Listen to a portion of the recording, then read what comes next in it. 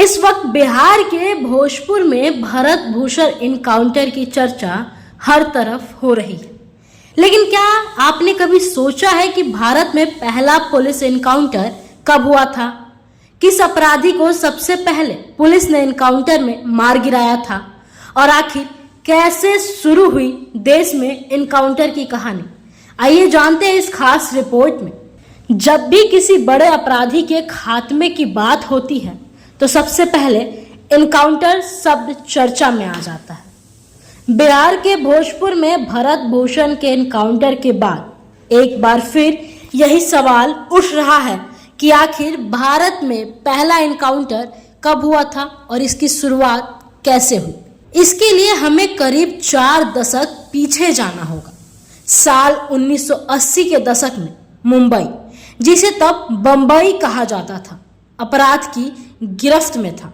शहर में किडनैपिंग, सुपारी लेकर हत्या और व्यापारियों से रंगदारी वसूलना आम बात बन चुकी थी। करीम लाला, बड़ा राजन और दाऊद इब्राहिम जैसे गैंगस्टर्स के बीच खूनी गैंगवार चल रही थी। आम लोग दहशत में जी रहे थे और पुलिस पर अपराध रोकने का भारी दबाव था। इसी दौर में एक नाम तेजी से उभर कर सामने आया, मान्या सुर्वे। उसका असली नाम मनोहर अर्जुन सुर्वे था।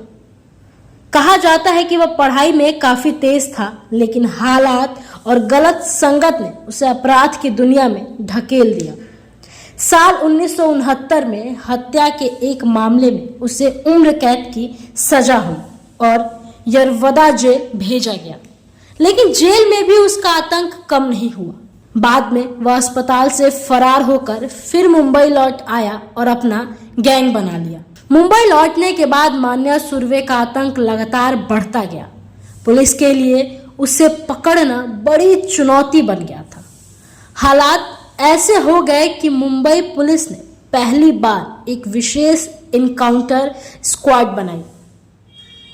इस टीम को कुख्यात अपराधियों के खिलाफ कार्रवाई की जिम्मेदारी की गई। इस ऑपरेशन की कमान पुलिस अधिकारियों राजा ताबंट और इशाक बागवान को सौंपी गई। 11 जनवरी 1982 यही वह तारीख थी जिसे भारत के पहले पुलिस इनकाउंटर के तौर पर याद किया जाता है।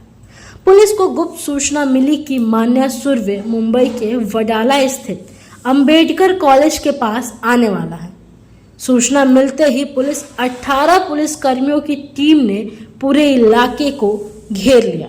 दोपहर करीब 1:30 बजे मान्या टैक्सी से उतरा। पुलिस ने उसे चारों तरफ से घेर लिया। दावा किया जाता है कि इससे पहले वह हथियार निकाल पाता, पुलिस ने उस पर गोलियां चला दी।